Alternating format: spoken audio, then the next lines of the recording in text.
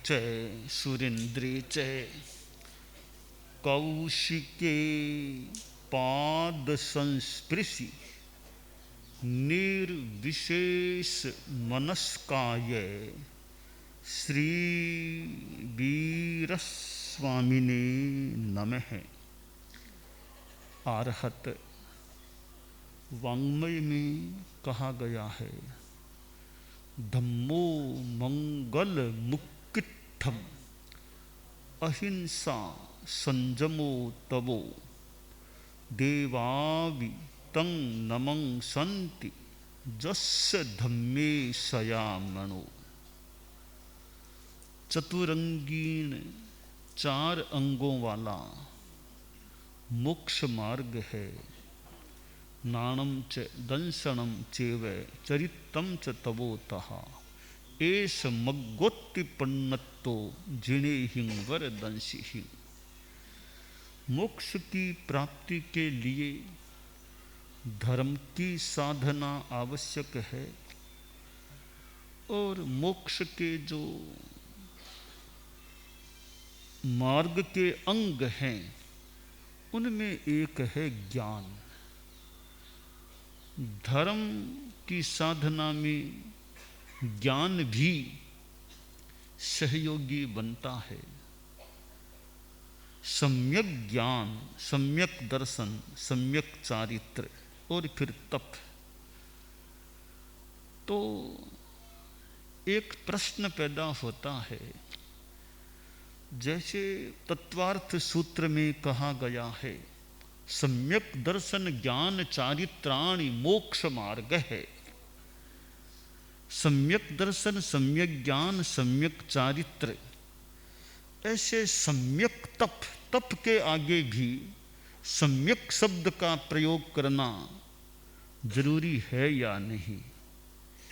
ज्ञान सम्यक चाहिए, दर्शन सम्यक चाहिए, चारित्र सम्यक चाहिए, तो फिर तप भी सम्यक, सम्यक तप इस रूप में शब्द का प्रयोग बात होनी चाहिए, या बिना सम्यक शब्द लगाए केवल तप कहने से काम चल जाएगा। यूँ तो हमारे जो ज्ञानी साधु साध्वियाँ और हैं वे भी चिंतन करके बता सकते हैं कि सम्यक तप यूँ बोलना चाहिए मोक्ष मार्ग का जहाँ विवेचन करना हो, अथवा कोरा तप कहने से भी काम चल जाएगा। उत्तरध्वयनानि में तो नानम च दंसनम चैव चरितम च तवोतः, कहीं भी सम्यक शब्द का उपयोग इस श्लोक में नहीं किया गया है। उमा स्वाति ने जो सम्यक दर्शन ज्ञान चारित्राणि, तीनों के आगे तो मान लें सम्यक है, उस सूत्र में तप शब्द है नहीं। तो जहाँ 4 अंग बताने हों मोक्ष मार्ग के, तो वहाँ तप बताना हो तो सम्यक तप ऐसा बताना जरूरी है, या कोरा तप बताने से औरों के आगे सम्यक, चौथे के आगे बिना सम्यक शब्द लगाए काम चल जाएगा, ऐसा हो सकता है क्या? एक हमारे ज्ञानी साधु साधियाँ चारित्रात्माएं, उनके लिए एक मैंने सामग्री छोड़ी है। और वैसे देखा जाए तो तप ऐसी चीज है, 4 में तप एक ऐसी चीज है तो मिथ्यात्वी के भी हो सकती है। चारित्र है, वास्तविक चारित्र, वो मिथ्यात्वी के नहीं हो सकता। वास्तविक सही दर्शन है, वो मिथ्यात्वी के नहीं हो सकता। ज्ञान भी सम्यक है, वो मिथ्यात्वी के सम्यक ज्ञान नहीं होता है।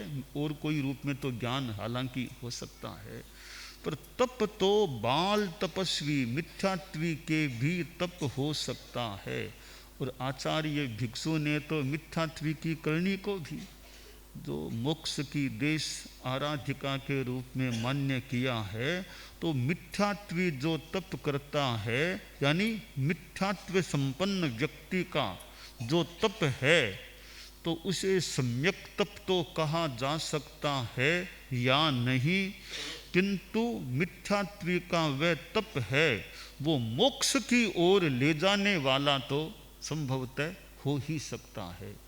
बाकी चारित्र, मिथ्यात्व का चारित्र है वो तो सम्यक होगा, यानी जो संबर रूप जो चारित्र है वो तो सम्यक्त्व के ही होगा, यह मान्यता है। तो मिथ्या दृष्टि के भी तप तो आराम से मान्य है हमारी परंपरा में, और वो तप भी मोक्ष की ओर ले जाने वाला हो सकता है। इसलिए सम्यक तप न भी कहें, कोरा तप कहें, तो भी मोक्ष मार्ग के विवेचन में, यह मैंने ज्ञानी साधु साधियों के लिए मेरी ओर से भी एक बात छोड़ दी चिंतन के लिए, कि मिथ्यात्व का तप भी तो मोक्ष की ओर ले जाने वाला है, फिर सम्यक तप कहना जरूरी क्यों रहेगा? तप है, सम्यक्त्व करे तो बहुत बढ़िया, वरना मिथ्यात्व का तप भी मोक्ष की ओर ले जाने वाला हो सकता है। इसलिए मोक्ष मार्ग के 4 अंगों में सम्यक तप कहना जरूरी नहीं भी हो सकता है। यह मेरा अपना जो भी मैं साधु साधियों के लिए चिंतन की सामग्री, यानी मैं सहायता कर रहा हूँ उनके चिंतन की, मैं चिंतन में सहायता कर रहा हूँ, यह भी चिंतन में ले सकते हैं। तो यह धर्म है, धम्मो मंगल मुक्तित्थम, धर्म का ही एक अंग तप भी है, तो ये मोक्ष मार्ग का ही एक अंग ज्ञान भी है। और ज्ञान की आराधना, स्वाध्याय के माध्यम से ज्ञानाराधना हो सकती है। ज्ञानाराधना से कर्म निर्जरा की बात भी, और पथ की प्राप्ति, मार्गदर्शन की प्राप्ति भी हो सकती है। कोई ज्ञानी गुरु मिल जाए, बहुसूयम पज्जुवा सज्जा पुच्छज्जथ विनिच्छयम इह लोग पारत हियम जेनम गच्छई सुगयिम बहुसूयम पज्जुवा सज्जा पुच्छज्जथ विनिच्छयम, कि बहुश्रुत की पर्युपासना करो, उनसे प्रश्न करो, अर्थ का विनिश्चय करो, तो पास में ज्ञान बढ़िया हो, अच्छा हो, तो हम दूसरों को भी ज्ञान की बातें बता सकते हैं। इसलिए उत्तराध्ययनानि में बहुश्रुत 11वां जो अध्ययन है, बहुश्रुत की जो महिमा, बहुश्रुत के बारे में, ज्ञान के बारे में कितनी कई बातें बताई गई हैं। तो श्रुतधर होना, ज्ञानी होना, अच्छा ज्ञानी हो। ज्ञान के संदर्भ में 3 चीजें हैं। एक है बुद्धि, दूसरी चीज है ज्ञान, तीसरी चीज है प्रतिपादन, प्रस्तुति की कला। 3 चीजें मेरे मन में आई है ज्ञान के संदर्भ में, कि बुद्धि नंबर 1, नंबर 2 ज्ञान, नंबर 3 ज्ञान को प्रस्तुत करने का तरीका, कला। ये 3 चीजें समझ में आई है। अब बुद्धि क्या है? अब तीनों में हम पौर्वापर्य भी देख लें।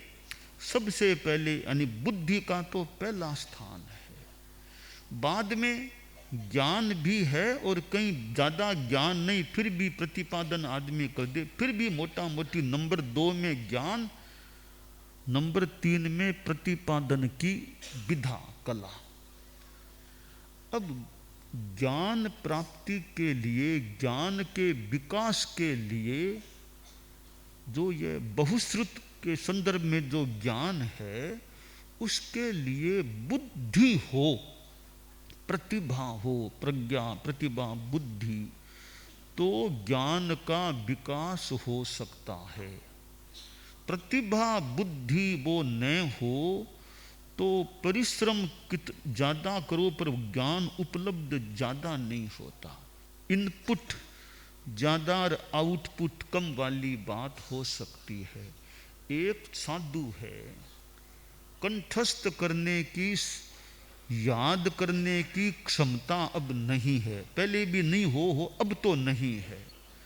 अब वो साधु 5 घंटा कंठस्थ करने का प्रयास करता है तो भी 5 श्लोक भी अच्छी तरह याद नहीं कर पा रहा है।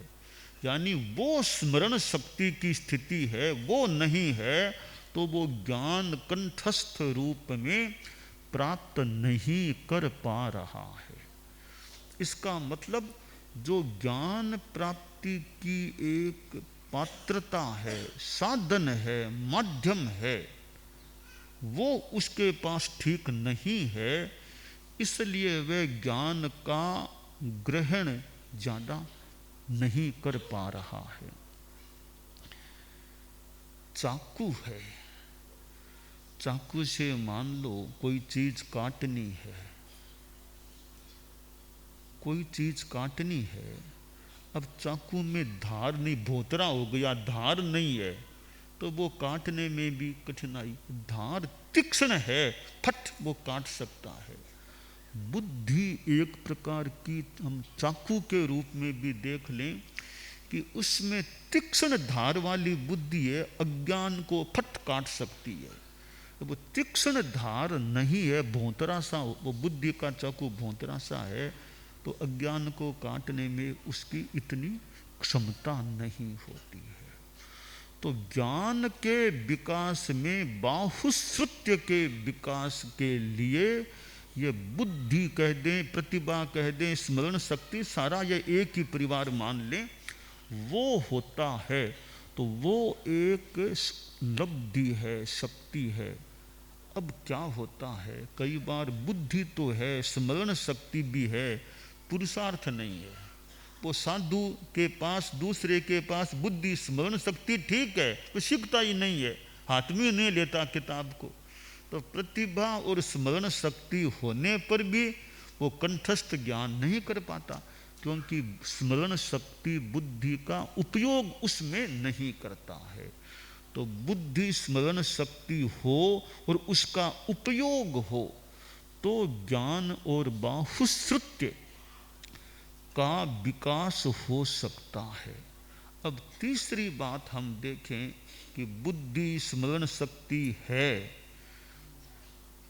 परिश्रम करके ज्ञान भी प्राप्त किया है, पर वो प्रस्तुतिकरण का तरीका, कला ठीक नहीं है। कैसे ठीक नहीं है? एक तो कि बोलने में कठिनाई है, अच्छी तरह बोल नहीं पाता, बोली साफ नहीं है, जैसे कोई तोता बोलता है, कोई कैसे ही बोलता है, कंठ भी ठीक नहीं, तेज नहीं है। तो यह बुद्धि भी है, ज्ञान भी है। केवल ज्ञानी असाधना नहीं, कोई मूक केवल ज्ञानी हो जिनके बोलने वाली वो नहीं है, जैसे कोई बच्चे गूंगा बहरा ऐसे बोलते नहीं है, ऐसा कोई केवल ज्ञानी बन जाए तो ज्ञान की तो कमी है नहीं, बुद्धि तो उनके लिए बहुत ही तुच्छ बात है, वो तो केवल ज्ञानी है, पर व्याख्यान नहीं फरमा सकते। कोई पूछे व्याख्यान दो तो केवल ज्ञानी महाराज है, बहुत ही हमारे पूजनीय हैं, पर व्याख्यान फरमाओ, पट्ट पर विराज जाएं कि बैठ जाऊं, तो व्याख्यान फरमाओ, वो नहीं। जानते सब कुछ हैं, पर वो प्रतिपादन, वक्तव्य देने की क्षमता क्यों नहीं? शरीर का तंत्र है वो उसके अनुकूल नहीं है, तो वे ज्ञान होने पर भी दूसरों को भाषा के द्वारा दे नहीं सकते। थोड़ी बोली ठीक ठाक है, पर कैसे बात को रखना, कैसे वक्तव्य देना, वो तरीका इतना नहीं है, तो वो बोली तो फिर भी है, पर तरीका नहीं, कैसे कौन सी बात पहले कहना, कौन सी बाद में कहना, तो वो ऐसे ही थोड़ा बोल देते हैं। तो उनके वक्तव्य का ज्ञान होने पर भी, बुद्धि होने पर भी प्रभाव नहीं पड़ता वक्तव्य का। तो बुद्धि, उसमें स्मरण शक्ति भी इंक्लूड मान ली जाए। बुद्धि नंबर 1, नंबर 2 में ज्ञान, नंबर 3 में प्रतिपादन, प्रवचन की क्षमता, कला बताने की, वो तीनों जहां होती है तो एक आदमी बहुत ही योग्य बन सकता है। परम वंदनीय, परम श्रद्धेय आचार्य भिक्षु को मैं देखता हूँ तो मेरा अनुमान या प्रतीति ऐसी हो रही है, उनमें मोटा मोटी तीनों बातें थी, उनमें तीनों थी, उनमें बुद्धि भी थी, उनमें ज्ञान भी बाहुश्रुत्य ज्ञान भी था और बताने की, फरमाने की, समझाने की वो कला भी थी। तीनों बातों का योग परम वंदनीय आचार्य भिक्षु में मुझे प्रतीत आकलित हो रहा है। आचार्य भिक्षु की ज्ञान संपदा, ज्ञान की संपदा होना भी एक बहुत बड़ी जीवन की उपलब्धि है कि कोई ज्ञानी आदमी है और बुद्धि है, ये फिर प्रतिपादन समझा सके दृष्टांतों से, तरीकों से। अब जैसे हम देखें कि जीव नीचे क्यों जाता है, तो उदाहरण के भी पत्थर जैसे अपने भार से नीचे जाता है, उसी प्रकार कर्मों के भार से मान लो जीव नीचे जाता है। तो मेरा प्रश्न है कि पत्थर में तो तोल करेंगे तो 500 ग्राम, 600 ग्राम, 1 किलो कोई वजन आ जाएगा। कर्मों को कल्पना से कोई तोलें तो 100 ग्राम, 200 ग्राम ऐसे भार आएगा क्या? अगर भार नहीं आएगा तो प्रश्न है कर्मों की पत्थर के साथ तुलना किस संदर्भ में की गई है, क्यों की गई है? पत्थर में तो भार है, वो तो अष्टस्पर्शी है ना, तो भार है 100 ग्राम हो, 500 ग्राम हो, वो ज़्यादा हो तो उसको गिराने से वो भार से मान लो नीचे चला जाए। पर 8 कर्म हैं, वे चतुष्पर्शी हैं, तो उनमें वो भार तो कैसे होगा? वो भार नहीं है तो वो कर्म जीव को नीचे कैसे ले जाएंगे, क्यों ले जाएंगे? उनमें तो वो भार है ही नहीं। तो पत्थर के साथ इन कर्मों की तुलना कैसे की जा सकती है, क्यों की गई है, किस संदर्भ में की गई है, किस अपेक्षा से की गई है, यह एक बात है। अब दूसरी बात कि कर्मों के भार से अगर नीचे जीव जाता है तो किसी के खूब पुण्य का बंध हो गया तो भार तो उसमें भी मानना पड़ेगा।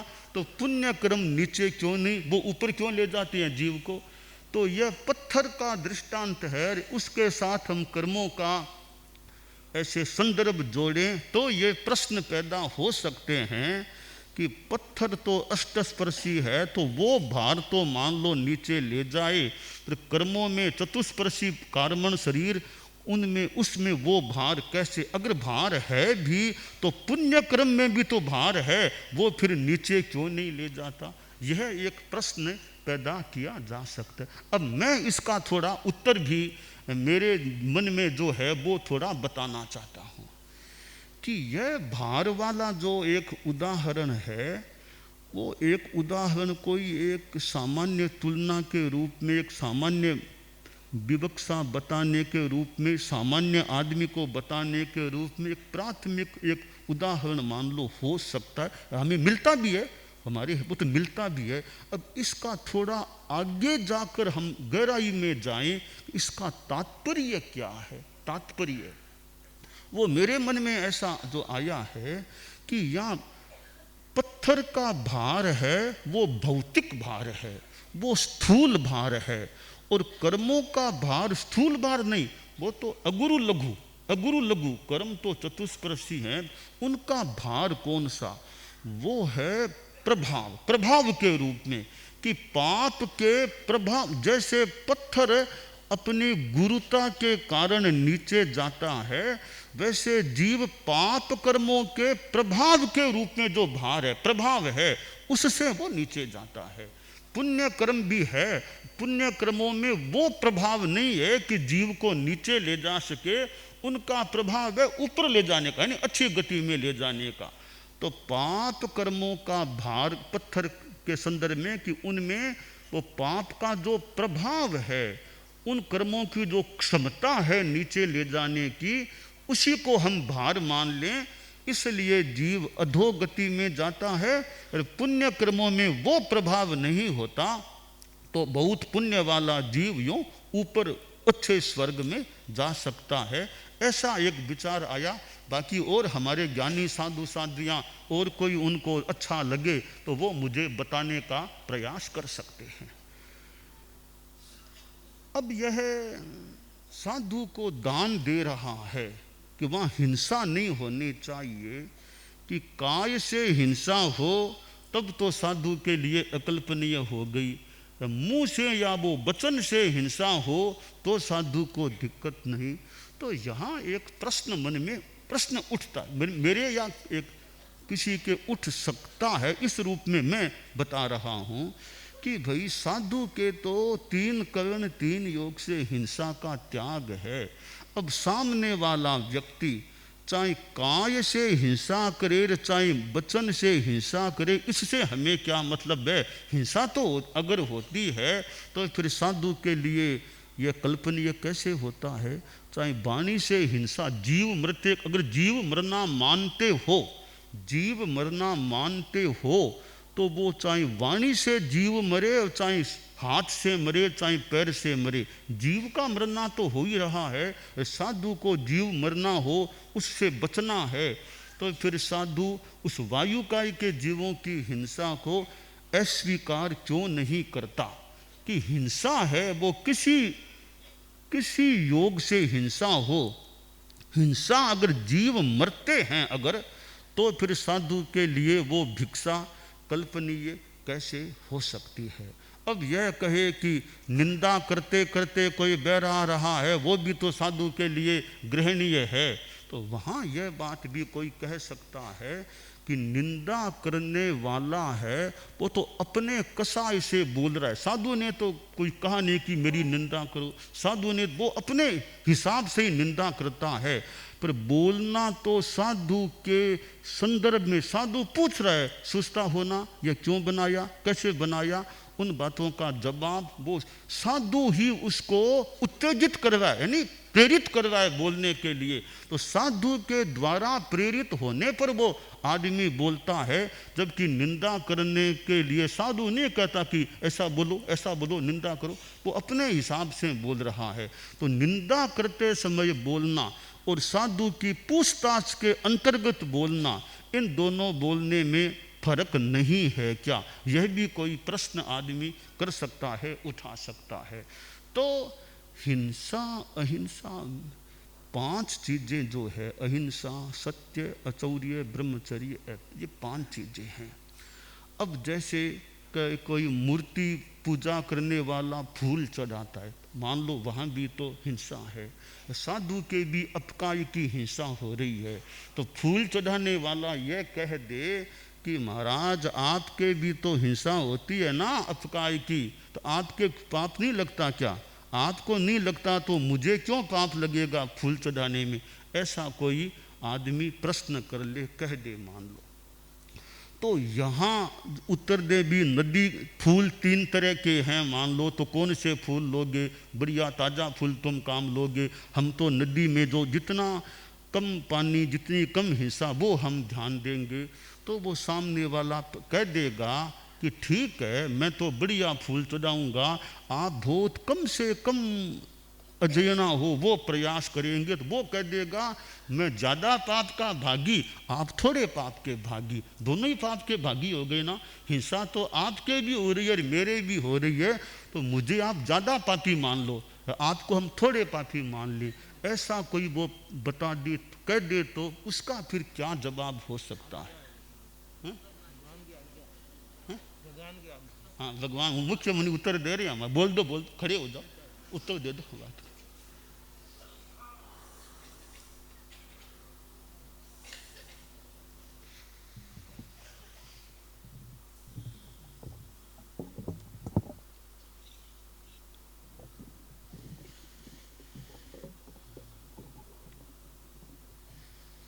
बनते परम पूज्य गुरुदेव, परम पूज्य गुरुदेव फरमा रहे हैं। तो इस संदर्भ में मेरा चिंतन ऐसा है कि अगर वो कोई व्यक्ति ऐसे पूछे कि आपको थोड़ी हिंसा हो रही है, हमको ज़्यादा हिंसा हो रही है, पहली बात तो ये है कि वो हिंसा मानता ही नहीं है। वो ऐसा मानता है कि मैं फूल चढ़ा रहा हूँ तो मेरे इसमें पाप कर्म नहीं बन रहा है, स्वरूप हिंसा हो रही है, मेरा तो धर्म हो रहा है। उसका पहला दृष्टिकोण ही मिथ्या है, पहली बात।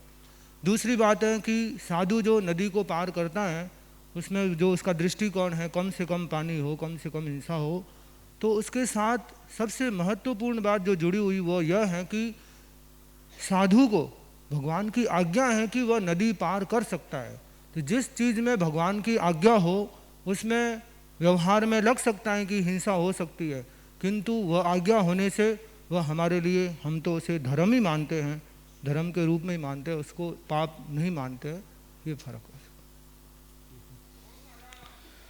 तो यह कि हिंसा है, वो हिंसा ऐसे द्रव्य हिंसा के रूप में साधु के भी होती है, ऐसा हम व्यवहार में जानते हैं, देखते हैं कि साधु पंचमी समिति के लिए जाता है, वर्षा आ रही है तो भी साधु जा रहा है, हरियाली आ गई तो उसका संगठता स्वीकार करके भी साधु जा रहा है।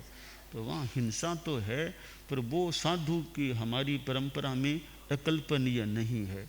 तो ये हिंसा और परिग्रह, ये दो चीज़ें, पांच जो है, अहिंसा, सत्य, अचौर्य, ब्रह्मचर्य, अप्रग्रह, उल्टे रूप में लें तो हिंसा, झूठ, चोरी, मैथुन, परिग्रह, इन पांचों का जो आचार पक्ष है, उस आचार पक्ष में थोड़ा भिन्नता का दर्शन हो रहा है। कैसे हो रहा है कि जैसे हिंसा अहिंसा में कई अपवाद की सी बातें बहुत स्पष्ट है कि साधु के लिए, कि साधु नदी पार करता है, उसमें जीव हिंसा हो सकती है, अपकाय के जीव मर जाएं, कोई काई हो तो वनस्पति काय के मर जाएं, और भी त्रसकाय का कोई कुछ हो जाए, तो वहाँ साधु नदी पार करता है तो वहाँ द्रव्य हिंसा तो हो ही हो सकती है। अच्छा, अब पंचमी समिति के लिए जाना है तो वहाँ अपकाय की और की वनस्पति काय की जीव हिंसा भी हो सकती है। साधु के तीन कर्ण तीन योग से यावत जीवन के लिए सूक्ष्म बादर त्रस स्थाव सब जीवों की हिंसा के त्याग है। बावजूद इसके हमारी आचार व्यवस्था में वो जो हिंसा होती है, नदी में उतरने से, एक नाव में बैठने से, जैसा विधि विधान है उसके अनुसार चलें तो पंचमी समिति जाते समय ऐसे जो जीव हिंसा होती है, वो हिंसा के तीन कर्ण तीन योग से त्याग होने पर भी वो जो द्रव्य हिंसा रूप होती है, वो होने से हमारी परंपरा में साधु को दोष नहीं माना जाता कि ये एक हिंसा अहिंसा में कुछ व्यवस्थाएं हैं, सीमा है, कि वो इतनी द्रव्य हिंसा है, वो तो मान्य है। अब जो मान्य है उसके अलावा कोई हिंसा की बात हो कि तो साधु को ऐसे कि नहीं, अब ताला मान लो खोलना है, ऐसे साधु कोई जाए अलमारी का ताला खोल ले तो हमारी परंपरा में अकरणीय है साधु की। आज हमारे साध्वी प्रमुखा जी और साध्वियाँ हैं, मान लो कि साध्वियों को स्थान चाहिए, स्थान के लिए मान लो ताला है, साध्वियों को रहना है, तो ताला खोल करके भी साध्वियों का प्रवास वहाँ कराया जाए, मेरे संभवतः वो हमारे लिए अकरणीय नहीं है। वो तो आचार्य भिक्षु के समय की कि आर्याओं के लिए अगर ताला भी खोलना पड़े उनके आवास प्रवास के लिए, तो वो भी हमारे लिए अकार्य नहीं है। अब साधु अपने लिए कोई ताला यूँ अलमारी खोले, साध्वी भी ऐसे अलमारी खोले करे, वो गलत अकरणीय है। अर्थात वो मकान का ताला खोलने में पाप नहीं है तो अलमारी का ताला खोलने में पाप क्यों हुआ? ये व्यवस्था है, सीमा है, व्यवस्थाएं हैं। तो हिंसा अहिंसा में कुछ व्यवस्थाएं हैं, इस सीमा तक की हिंसा है, वो भगवान की आज्ञा कह दो चाहे व्यवस्था कह दो कि वो इतनी जरूरी स्थिति में होती है तो एक तरह से मान्य है। इस सीमा से आगे कोई हिंसा की बात हो तो ये अमान्य है। कि अब जैसे यह नदी वाली बात तो मान लो ठीक है, वहाँ तो हमें अमान्य नहीं, एक यानी मान्य भी वो करना पड़े जाना पड़े तो वो कोई पाप या दोष वाली बात ऐसे नहीं है। और यूँ वर्षा में साधु खड़ा हो जाए, अच्छा अलाइयाँ हो गई, वर्षा में खड़ा हो जाऊँ बस ठीक हो जाएगा, तो वो हमारे लिए अकार्य है। क्या मुझे वो प्राकृतिक चिकित्सा करानी, कच्चे पानी में स्नान होगा, वो कल्पनीय नहीं है। तो यह हिंसा की एक प्रकार से सीमा है, इस सीमा के बाद अकल्पनीय है, इस सीमा तक जरूरी या जो स्थिति हो तो वो दोष वाली बात, ये व्यवस्थाएं हैं, सीमाएं हैं। अब हम अपरिग्रह में देखें, अपरिग्रह की भी सीमा है, परिग्रह अपरिग्रह की। आज देखो हमारे जो वस्त्र की जो सीमा है उतना वस्त्र रखो तो कोई दोष की या वो कोई बात नहीं। उस सीमा से ज़्यादा कोई संग्रह रखता है तो कपड़ा का कपड़ा ज़्यादा है, हम उसको गलत कह दें, दोष कह दें, वो मान्य करें। आचार्य भिक्षु ने देखिए वो साध्वियों के पास कपड़ा ज़्यादा निकल गया, यानी वो अपरिग्रह महाव्रत की एक अतिक्रमण की स्वामी आर पानी तोड़ दिया साध्वी जी का। अब यह परिग्रह अपरिग्रह की सीमा है। अब यह चश्मा चश्मे का घर है, हमारी मान्य व्यवस्था में कोई परिग्रह का दोष वाली बात नहीं। और कोई ये सोना चांदी का यूँ रख ले तो वो हमारी सीमा से बाहर है। तो हिंसा और परिग्रह इन दोनों चीज़ों में कुछ हमारी सीमाएं हैं। इस सीमा तक चले तो मान्य है, इस सीमा से पार की स्थिति हो तो वो हमारे लिए अमान्य है। अब इन बातों को आज्ञा अनाज्ञा के रूप में, जैसा मुख्य मुनि ने अभी कहा, उस रूप में व्याख्या कर दें या एक हमारी सीमाएं हैं, एक सीमा के रूप में ले लें। दूसरा तीसरा चौथा महाव्रत है सत्य, अचौर्य, ब्रह्मचर्य। वो अहिंसा और अपरिग्रह से थोड़े से भिन्न हो सकते हैं, फिर भी थोड़ी थोड़ी वहाँ भी। अब जैसे साध्वी है, अब साधु को यूँ साध्वी का संगठा कोई करे तो वो गलत है, अतिक्रमण है। परंतु दुर्भाग्य से, एक भाग्य से कोई साध्वी डूबने लग गई, साधु खड़ा है तो साधु उस साध्वी को पकड़ करके पानी से बचाता है, वहाँ साधु को दोष नहीं है। उस स्थिति में साध्वी का संगठा भी करना पड़ता है। एक साध्वी कोई ऐसे गड्ढे में गिर गई है, गड्ढे में गिर गई। अब गड्ढे में गिर गई, साध्वियाँ बोलती है हमसे तो निकाला नहीं जा सकता, वो साध्वी जी गिर गई है, हम तो नहीं निकाल सकते। तो आचार्य संतों को कहते हैं भी तुम लोग जाओ, अमुक साध्वी गिर गई है, उनको पकड़ के बाहर निकालने का प्रयास करो। साधु जाते हैं, आचार्य ने भी कहे कोई नारा में, तो साधु जाकर के उस साध्वी का हाथ पकड़ के, गड्ढे गहरा गड्ढा था, पकड़ के निकालते हैं। तो साधु को ऐसे कोई संभवतः दोष वाली बात नहीं है। तो ये सीमाएं हैं कि किस परिस्थिति में काम हो रहा है। द्रव्य क्षेत्र काल भाव, एक परिस्थिति में जो काम करना गलत है वही काम दूसरी परिस्थिति में कोई करे तो वो गलत नहीं भी हो सकता। तो ये अहिंसा और अपरिग्रह की भी, अब हमारे ये लुंकार है और है ये है, तो ये हम परिग्रह का दोष के रूप में नहीं मानते। पर और कुछ चीज़ें ऐसे रुपया पैसा कोई रख ले तो वो एक परिग्रह का बड़ा एक पाप या बड़ा अतिक्रमण के रूप में हो जाए।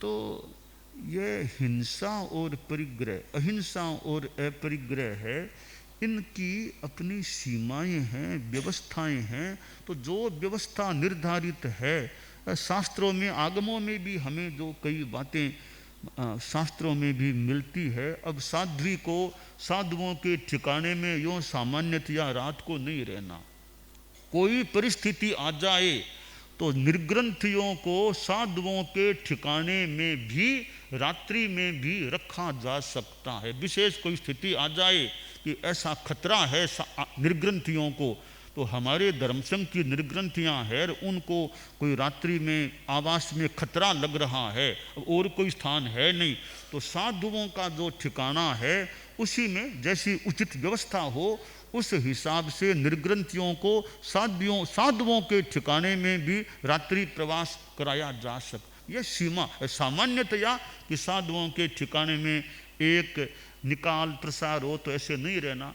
तो एक परिस्थिति में जो नियम है वो ही नियम अन्य परिस्थिति में लागू नहीं भी होता। इसका एक सामान्य उक्ति के रूप में जो एक आम रूप में जो है कि आपातकाले मर्यादा नास्ति, कि आपातकाले मर्यादा नास्ति। एक विद्वान और भी यह भी आपातकाल में मर्यादा की बातें वो जैसा उचित हो वैसा किया जा सकता है। कि सर्वनाशे समुत्पन्ने अर्धम रक्षति पंडित है, कि भी कहीं बहुत ज़्यादा नुकसान है तो कम नुकसान वाला लगे तो वैसा काम कर लो। सर्वनाशे समुत्पन्ने अर्धम रक्षति पंडित है, कि सारा नाश हो तो कुछ तो रक्षा करो, कुछ तो बचाव हो सके। तो आपातकाले मर्यादा नास्ति, इस उक्ति के संदर्भ में हम कई बातों को देख सकते हैं। जैसे ये नदी में अपकाय की हिंसा हो, पंचमी के लिए हो, साध्वी को बचाना हो, साध्वी को खतरे से टालने के लिए साधु के ठिकाने में कभी रखना पड़ जाए, तो ये सारी आपातकाल में शास्त्र में भी हमें ऐसा दिशा निर्देश भी कि विशेष स्थिति है तो तुम ऐसा भी कर सकते हो। आचार्य भिक्षु की ज्ञान संपदा, उनका जो एक बाहुश्रुत्य कह दें, ज्ञानवत्ता कह दें। अब आज भिक्षु दृष्टांत है, कितने दृष्टांत भिक्षु दृष्टांत में है।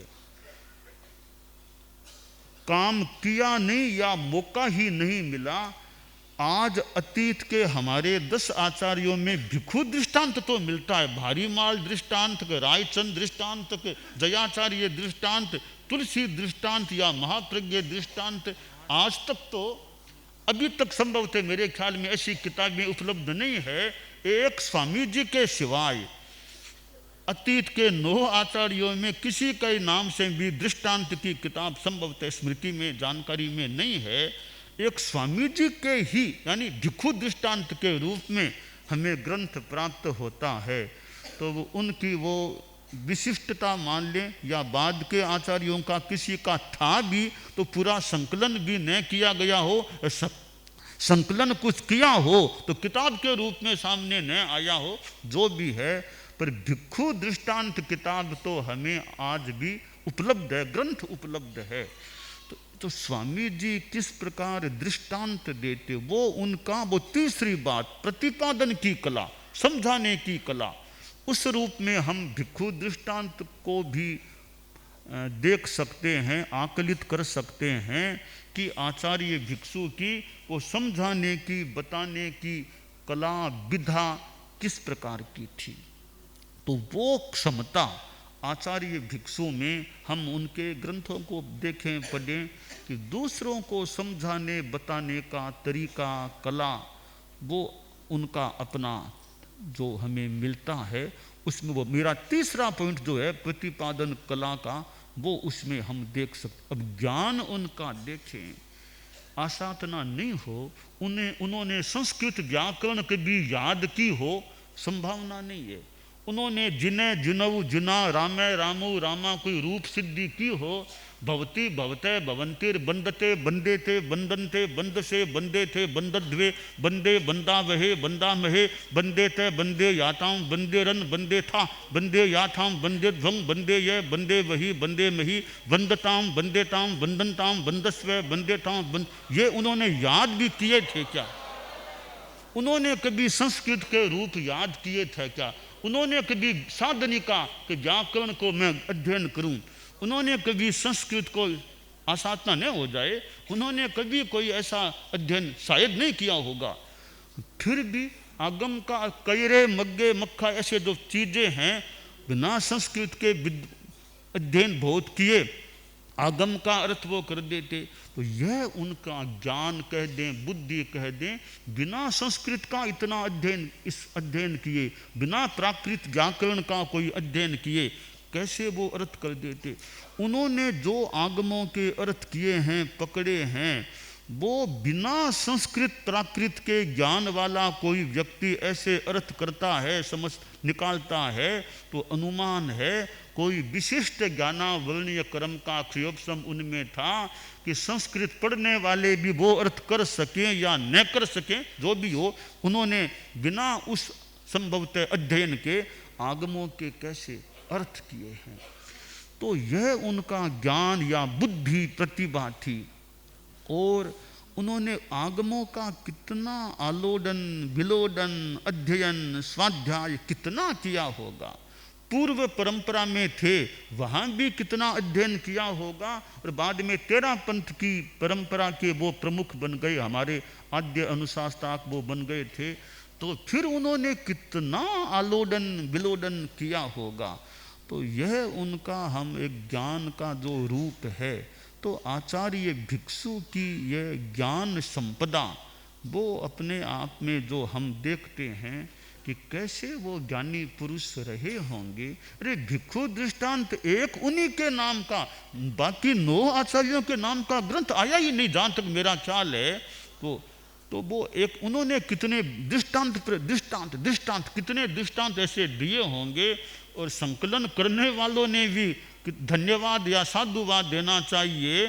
उस जमाने के हमारे मुनिवर जैसे हेमराज जी स्वामी, फिर जयाचार्य, इनका एक आभार माने। उन्होंने कैसे संकलन किया होगा, हेमराज जी स्वामी से सुन करके जो भी करके जयाचार्य ने जो निर्माण किया, तो बड़े साधुवाद तो आचार्यों को क्या साधुवाद दें, वो तो हमारे, उनको तो वंदना कर लें, साधुवाद तो उनको क्या दें।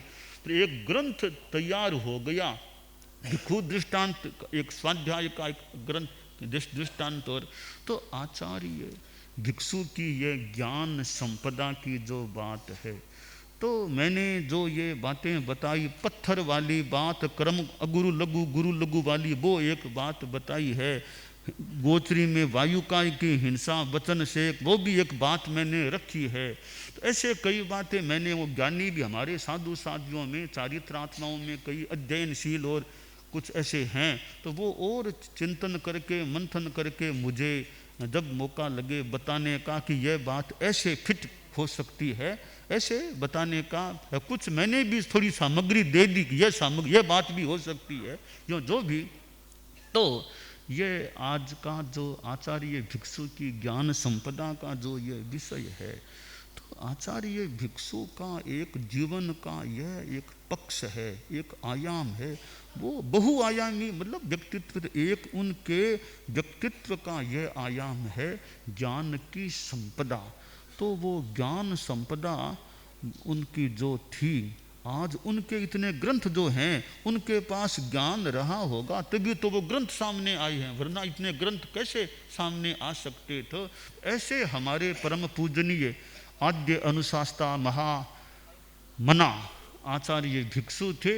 और हम अभी कंटालिया में प्रवास कर रहे हैं, और उनकी ये जो जन्मस्थली, जन्मभूमि, और उस जन्मभूमि में उनकी यह जन्म 3 शताब्दी है, और ये भिक्षु चेतना वर्ष है। उसके दौरान हमारी यह चर्चा, परिचर्चा, वक्तव्य, गीत ऐसे हो रहे हैं।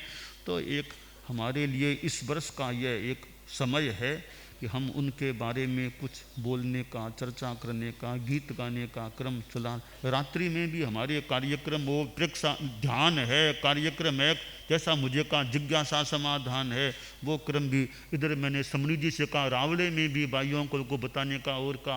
और पहले वो यहाँ प्रवचन से, मुख्य प्रवचन कार्यक्रम से पहले वो ध्यान का और का, तो उपक्रम जो ऐसे ही छोटे बच्चे हो ना, छोटे छोटे बालक, उनको भी कोई संत सिखाने का थोड़े से दिन है, जो हमारे समाज के छोटी छोटी बच्चियां कोई आई हों, उनकी क्लास कोई लग जाए, छोटी बालिकाओं की, साध्वियाँ समणियाँ, छोटे बालक हैं, किशोर हैं, किशोर मंडल के हमारे थोड़े बहुत हों, तो वो मुनि जी हैं, आध्यात्मिक पर्यवेक्षक हैं, तो किशोरों का, उस छोटे बच्चों का भी कोई क्लास, छोटी मोटी क्लास लगा, उन्हें तत्व ज्ञान और बताने का स्वामी जी के बारे में और में जो प्रयास किया जा सकता है।